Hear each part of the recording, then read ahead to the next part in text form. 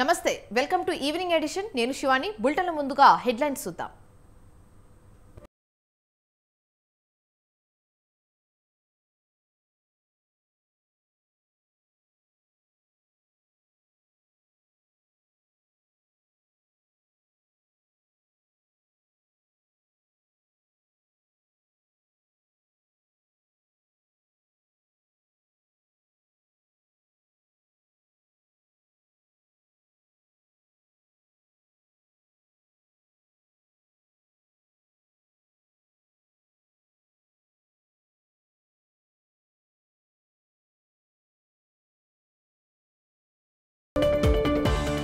టీడీపీలో అసంతృప్తి జ్వాలలు రామరాజుకు టికెట్ కేటాయించడంపై శివరామరాజు ఆవేదన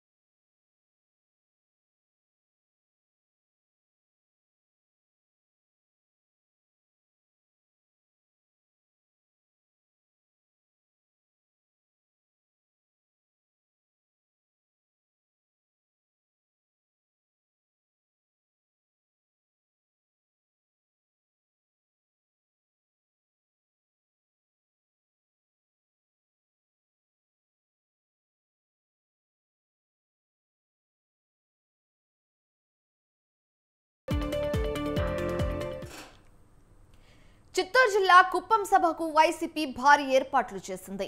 సభ ప్రాంగణం చుట్టూ కార్యకర్తలు నేతలు భారీగా ఫ్లెక్సీలు ఏర్పాటు చేశారు. రహదారులపై ఫ్లెక్సీల కోసం గుంతలు తవ్వి రోడ్లను నాశనం చేశారు వైసీపీ కార్యకర్తలు. ఇక ఒక చోట అయితే ఏకంగా జాతీయ రహదారిపై అడ్డంగా బ్యానర్ కట్టారు. వైసీపీ కార్యకర్తల అరాచకానికి అడ్డు అదుపు లేకుండా పోయిందని ప్రజలు మండిపడుతున్నారు.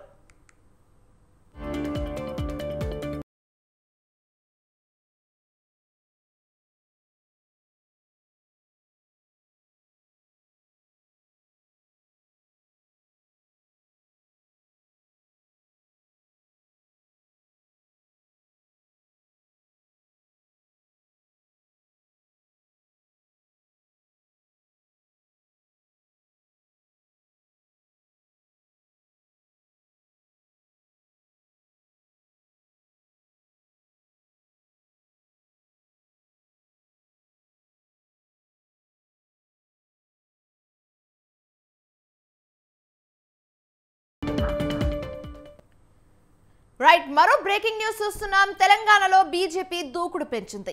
6 స్థానాలకు అభ్యర్థులను ఖరారు చేస్తున్నట్లుగా తెలుస్తుంది. నలుగురు సిట్టింగ్లలో ముగ్గురికి మళ్లీ టికెట్ ఇచ్చింది. సికింద్రాబాద్ కిషన్ రెడ్డి, కరీంనగర్లో బండి సంజయ్, నిజామాబాద్లో అరవింద్, భువనగిరిలో బూర నర్సయ్య గౌడ్, చేవెళ్లలో కొండ విశ్వేశ్వర్ రెడ్డి, ఖమ్మం డాక్టర్ వెంకటేశ్వరరావును పేర్లు అధిష్టానం నిర్ణయించింది. ఇక 2 రోజుల్లో అధికారికంగా ప్రకటించే అవకాశం ఉంది.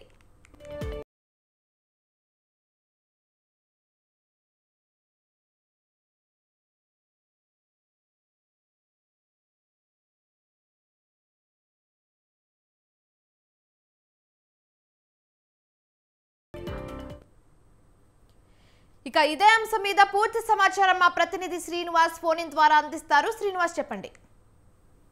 శివాని, నిన్న ఢిల్లీలో పార్లమెంట్ కమిటీ బీజేపీ సమావేశం జరిగింది. అనంతరం పార్లమెంట్ కమిటీ సమావేశం తర్వాత తెలంగాణ బీజేపీ ముఖ్య నేతలందరూ జాతీయ అధ్యక్షుడు నడ్డాతో పాటు అమిత్ షాతో కూడా భేటీ అయ్యారు. ఇన్ఛార్జి సునీల్ బన్సాలి ఆధ్వర్యంలో జరిగిన ఈ భేటీలో దాదాపుగా తెలంగాణ నుంచి 10 మంది అభ్యర్థుల పేర్లను మాత్రం ఖరారు చేసింది. అయితే ఇప్పటి వరకు అధికారికంగా మాత్రం ప్రకటించలేదని చెప్పవచ్చు. ముఖ్యంగా సిట్టింగ్ ఎంపీలో 3కి ఖరారైనట్లు తెలుస్తుంది. కేంద్ర మంత్రి కిషన్ రెడ్డి సికింద్రాబాద్, అదే విధంగా కరీంనగర్ నుంచి బండి సంజయ్, నిజామాబాద్ నుండి ధర్మపురి అరవింద్, వీళ్ళు పేర్లను ఖరారు చేసినట్లు తెలుస్తుంది. కానీ అధికారికంగా ప్రకటించలేదు. అయితే ఆదిలాబాద్ కు చెందినటువంటి సోయం బాబురావు ప్రస్తుతం సిట్టింగ్ ఎంపీ, ఆయన పేరును ప్రకటించడంలో కొంత జాప్యం జరిగే అవకాశం ఉంది. అయితే ఆయన టికెట్ కేటాయింపులో మొదటి నుండి కొంత పార్టీ అధిష్టానం ఇవ్వాలా వద్దా అనేటువంటి సందేశాన్ని వ్యక్తం చేస్తుంది. ముఖ్యంగా ఆయన పార్టీ పట్ల కొంత కాలంగా కార్యకలాపాలకు దూరంగా ఉండడం కాకుండా కొత్త క్యాండిడేట్ ను దించాలన్నటువంటి ఆలోచనతో కూడా ఉంది. అయితే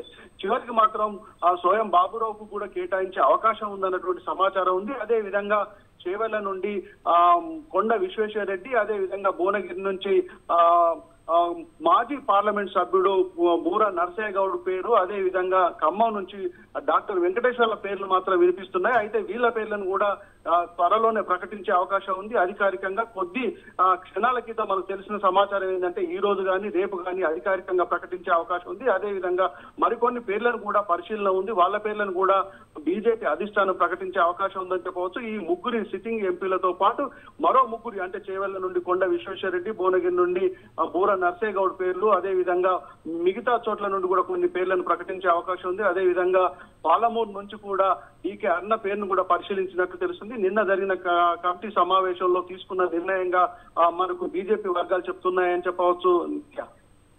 రైట్, థ్యాంక్ యూ శ్రీనివాస్.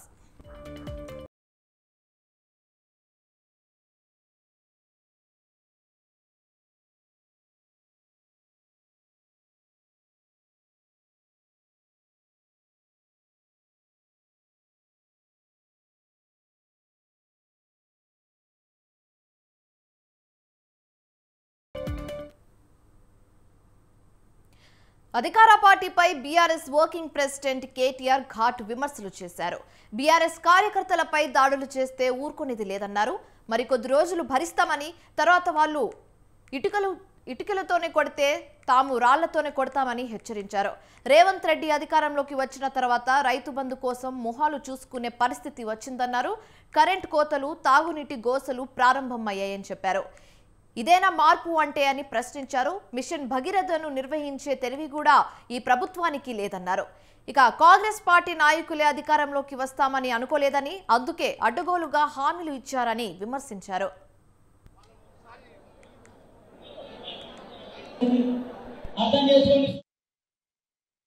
గుడ్డి దెబ్బ అన్నట్టు అనుకోకుండా అధికారంలోకి వచ్చింది తప్ప కొండారెడ్డిపల్లిలో కూడా నమ్మలేవాడు. రేవంత్ రెడ్డి ముఖ్యమంత్రి అవుతాడని ముందే చెప్పింటే కాంగ్రెస్ పార్టీకి 30 సీట్లు కూడా రాకపోతుండే. ఏమన్నారు? 2 లక్షల ఉద్యోగాలు ఇస్తామన్నారు, 2 లక్షల రుణమాఫీ అన్నారు, అందరికీ అన్ని అన్నారు. కానీ ఇప్పుడు కుడితిల పడ్డ ఎలకలెక్క అయింది పరిస్థితి. అధికారంలోకి వచ్చిండ్రు, ఏం చేయాలనో తెలుస్తలేదు.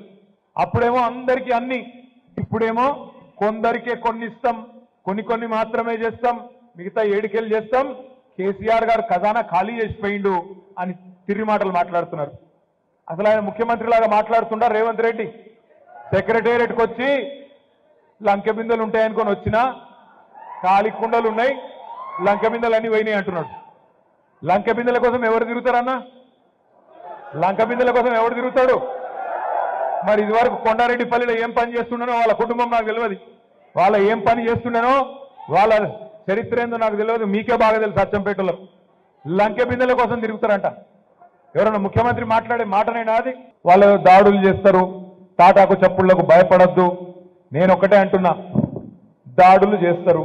దేంతో చేస్తారు? ఎలక్షన్లలో వాళ్ళు ఇటుకలు ఇసిరేసిండ్రు. ఇటుకలేనా రాళ్ళ? ఇటుకలు ఇసిరేసిండ్రు. మనం కూడా కొన్ని రోజులు చూస్తాం. వాళ్ళు ఇటుకతో కొడితే రాళ్లతో కొట్టే రోజులు కూడా తొందరలో ఉన్నాయి. భయపడాల్సిన అవసరం ఏం లేదు. ఏం చేస్తారు? ఎక్కువ గోర్లతో గీకుతారు, పండ్లతో ఉరుకుతారు, అంతే కదా. మనకు లేవా గోళ్ళు పనులు? మనకు లేదా 60 లక్షల బలగం? వాళ్ళేదో ఇవాళ నిన్న అధికారంలోకి వచ్చి ఏదో అనుకోకుండా గాలివాటంగా సంతే గారెల బుట్టలో పడ్డట్టు వాళ్ళు కూడా ఊహించుకోలే, వాళ్ళు కూడా అనుకోలే, వాళ్ళు కూడా కలగనలే. సీఎం రేవంత్ రెడ్డికి మాజీ మంత్రి హరీష్ రావు బహిరంగ లేఖ రాశారు. ఆర్టీసీని ప్రభుత్వంలో విలీనం చేసే అపాయింటెడ్ డే అమలు చేయడం, పెరిగిన రద్దీకి అనుగుణంగా కొత్త బస్సులు కొనుగోలు, 2013లో పీఆర్సీ బాండ్స్ పేమెంట్ చెల్లించుట గురించి తన్నీరు హరీష్ రావు బహిరంగ లేఖ రాశారు. కార్మికులు, ఉద్యోగుల భద్రత, సంస్థ ఆర్థిక పరిస్థితిని దృష్టిలో పెట్టుకొని తెలంగాణ ఆర్టీసీని ప్రభుత్వంలో విలీనం చేసేందుకు వీలుగా బీఆర్ఎస్ ప్రభుత్వం అసెంబ్లీలో బిల్లు ప్రవేశపెట్టి ఆమోదింపజేసిందని చెప్పారు. ఆర్టీసీ కార్మికుల ఒత్తిడికి ఫలితంగా గవర్నర్ బిల్లును ఆమోదించని విషయం గుర్తు చేశారు. ఎన్నికల కోడ్ రావడంతో మా ప్రభుత్వం విలీన నిర్ణయాన్ని అమలు చేసే అపాయింటెడ్ డే నిర్వహించలేకపోయిందన్నారు.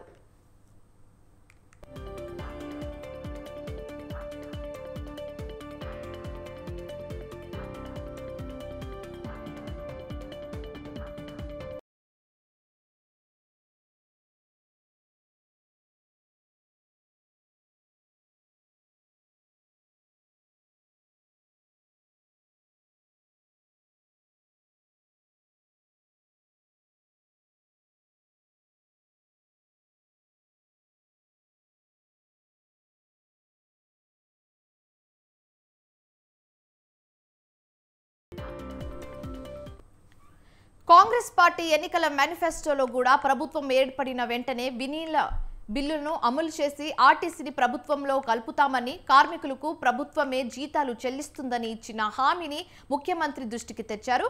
పెరిగిన మహిళల రద్దీని దృష్టిలో పెట్టుకొని మరో 2000 బస్సులను అదనంగా కొనుగోలు చేయాలని హరీష్ రావు కోరారు.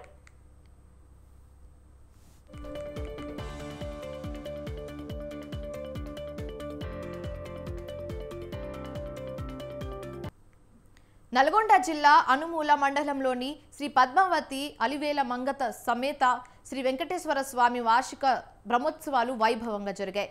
దేవాదాయ ధర్మదాయ శాఖ మరియు దాతల సహకారంతో ఘనంగా నిర్వహిస్తున్నారు.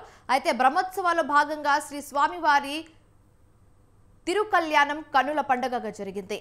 ఇక ఈ కార్యక్రమానికి ఉమ్మడి నల్గొండ జిల్లాతో పాటు రాష్ట్ర వ్యాప్తంగా భక్తులు పెద్ద సంఖ్యలో పాల్గొని శ్రీ వెంకటేశ్వర స్వామి ఆశీస్సులు పొందారు.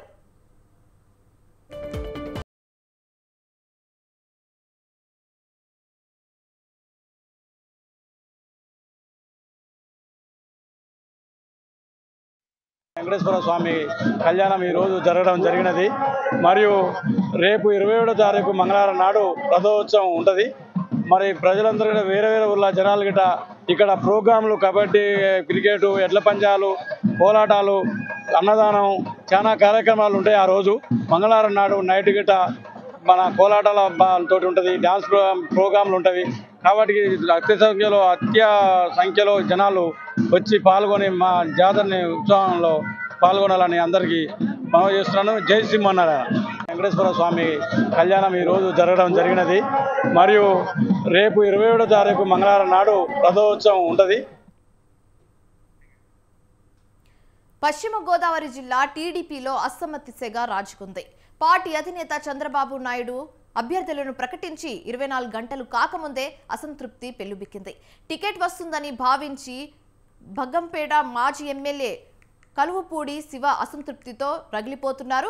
అయితే రాజీనామా చేసే యోచనలో ఉన్నారు. సిట్టింగ్ ఎమ్మెల్యే రామరాజుకే టీడీపీ సీటు కన్ఫర్మ్ కావడంతో ఉండి నియోజకవర్గంలో ఆగ్రహాలు జ్వాలలు చెలరేగాయి. శివరామరాజుకు టీడీపీ పార్లమెంట్ సీట్ అయినా ఇవ్వని పక్షంలో ఈ అసమ్మతి పార్టీ అలాగే కనిపించడం లేదు.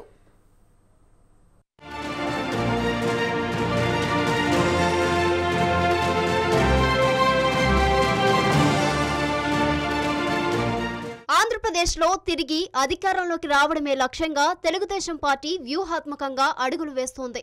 ఇందులో భాగంగా 99 అసెంబ్లీ స్థానాలకు జనసేన, టీడీపీ ఉమ్మడి అభ్యర్థులను ప్రకటించాయి.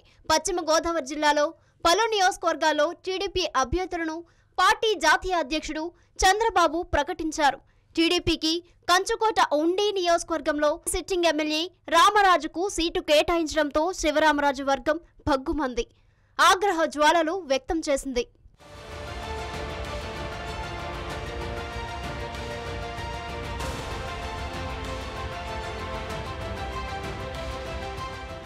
నిత్యం ప్రజలకు అందుబాటులో ఉంటూ 2 సార్లు ఎమ్మెల్యేగా గెలిచిన శివరామరాజును పక్కన పెట్టి రామరాజుకు టికెట్ ఇవ్వడంపై ఉండి నియోజకవర్గంలోని శివరామరాజు వర్గం నివ్వురుగప్పిన నిప్పులా ఉంది. టీడీపీ వద్దు, శివరామరాజు ముద్దు అంటూ శివరామరాజు అభ్యర్థిగా ఉంటూనే తాము టీడీపీ వెంట ఉంటామని, లేదంటే మీ వెంటే అంటూ శివరామరాజు మద్దతుదారులు నిరసన వ్యక్తం చేస్తున్నారు. అవసరమైతే శివరామరాజును ఇండిపెండెంట్ గా గెలిపించుకుంటామంటూ రెబెల్ అభ్యర్థిగా బరిలో దిగాలని ఆయనపై కేడర్ ఒత్తిడి తెస్తోంది. పక్క పార్టీలు ఎన్ని ఆశలు చూపినా, పదవులు ఆశ చూపినా పార్టీ జెండా మోస్తూ ప్రజాసేవకుడిగా నియోజకవర్గంలో ప్రజలకు ఆత్మీయుడిగా ఉన్న శివరామరాజుకు ఎంపీ అయినా కేటాయించాలని ఆయన మద్దతుదారులు డిమాండ్ చేస్తున్నారు. శివరామరాజుకు న్యాయం చేయని పక్షంలో మూకుమ్మడిగా రాజీనామా చేస్తామంటూ కేడర్ హెచ్చరిస్తున్నారు. ప్రజల్లో ఉండే నాయకుడికి మేం గెలిపించుకుంటామంటున్న కేడర్ ధీమా వ్యక్తం చేస్తుంది. ప్రజల్లో సేవ చేసే నాయకుడి సీటు లేకపోవడం దారుణమని ఆగ్రహం వ్యక్తం చేస్తున్నారు.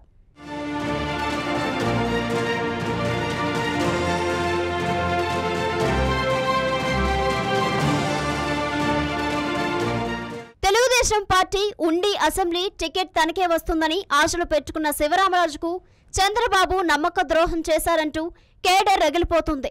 టీడీపీ పార్టీ ఆత్మగౌరవ పార్టీ అని చెప్పుకుంటారు. అయితే తమ నేతకు గౌరవం లేకుండా చేసిందంటున్న ఉండిలో పలువురు కార్యకర్తలు అంటున్నారు. టికెట్ దక్కకపోవడంతో కలవపూడి శివ రాజీనామా చేస్తారంటూ జోరుగా ప్రచారం జరుగుతుంది. తీవ్ర మనోవేదనకు గురైన శివరామరాజు నియోజకవర్గ ప్రజలు అభిప్రాయం తీసుకుని తన నిర్ణయం ప్రకటించే అవకాశం ఉంది. ఉండి తెలుగుదేశం మ్యాండేట్ని ఆశించాను, కానీ అధిష్టానం నన్ను కన్సిడర్ చేయలేదు. దుర్మార్గంగా, దారుణంగా నన్ను అవమానపరిచే విధంగా అధిష్టానం ప్రవర్తించింది. నేను ఇప్పటికీ కూడా పార్టీకి విధేయుడు ఉండే వ్యక్తిని.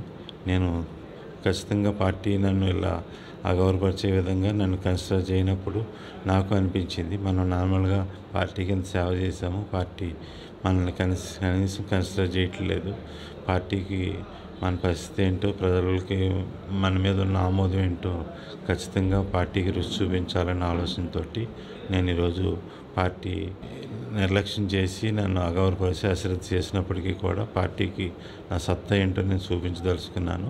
ఉండి నియోజకవర్గ ప్రజల ఆమోదంతో ప్రజాక్షేత్రంలోకి రాబోతున్నాను. ఖచ్చితంగా 24 ఇప్పుడు సార్వత్రిక ఎన్నికల్లో ఖచ్చితంగా ఉండి నియోజకవర్గం నుంచి ఎమ్మెల్యేగా కంటెస్ట్ చేయబోతున్నాను.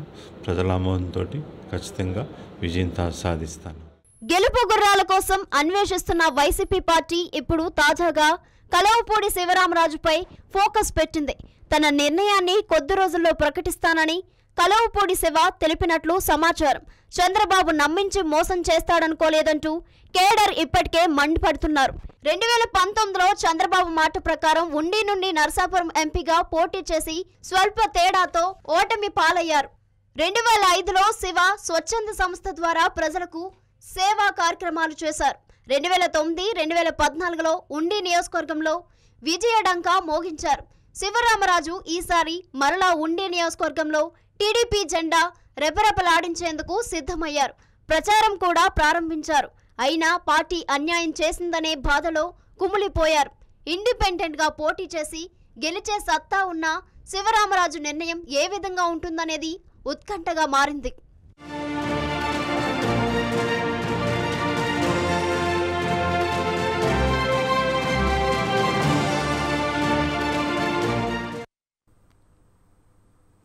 కాంగ్రెస్ నాయకుడు రాహుల్ గాంధీ ఆధ్వర్యంలో సాగుతున్న భారత్ జోడో న్యాయయాత్రలో కాంగ్రెస్ ప్రధాన కార్యదర్శి ప్రియాంక గాంధీ వద్రా పాల్గొన్నారు.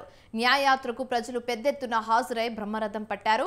అయితే ఉత్తరప్రదేశ్లోని మొరాదాబాద్లో యాత్ర సాగింది. యాత్ర సందర్భంగా పలు చోట్ల కార్నర్ మీటింగ్లు నిర్వహించారు. దేశంలో ఇండియా కూటమి జోరు హెచ్చించింది. బీజేపీకి ఇక చుక్కలు చూపిస్తామన్న స్థాయిలో కాంగ్రెస్ ప్రచారం సాగుతోంది. ఈ ప్రపంచంలో అత్యంత విలువైంది ఏదైనా ఉందంటే అది కేవలం ప్రాణం మాత్రమే. ఆ ప్రాణం విలువ మనిషికైనా జంతువుకైనా ఒకటే. భావోద్వేగాలు మనుషులకు మాత్రమే సొంతమైన అంశం కాదు, అన్ని ప్రాణాల్లోనూ అది ఉంటుంది. కాకపోతే చేతలో మాటల ద్వారా మనిషి దాన్ని వ్యతిరేకిస్తాడు. కానీ ఇక్కడ కోలా అనే జంతువు తన స్నేహితుడిని కోల్పోయింది. దీంతో దాన్ని పట్టుకొని రోదిస్తుంది. తనివి తీరా హత్తుకొని తన ప్రేమను చాటుకుంది. ఈ వీడియో కాస్త సోషల్ మీడియాలో ప్రతి ఒక్కరిని కన్నీళ్లు తెప్పిస్తుంది.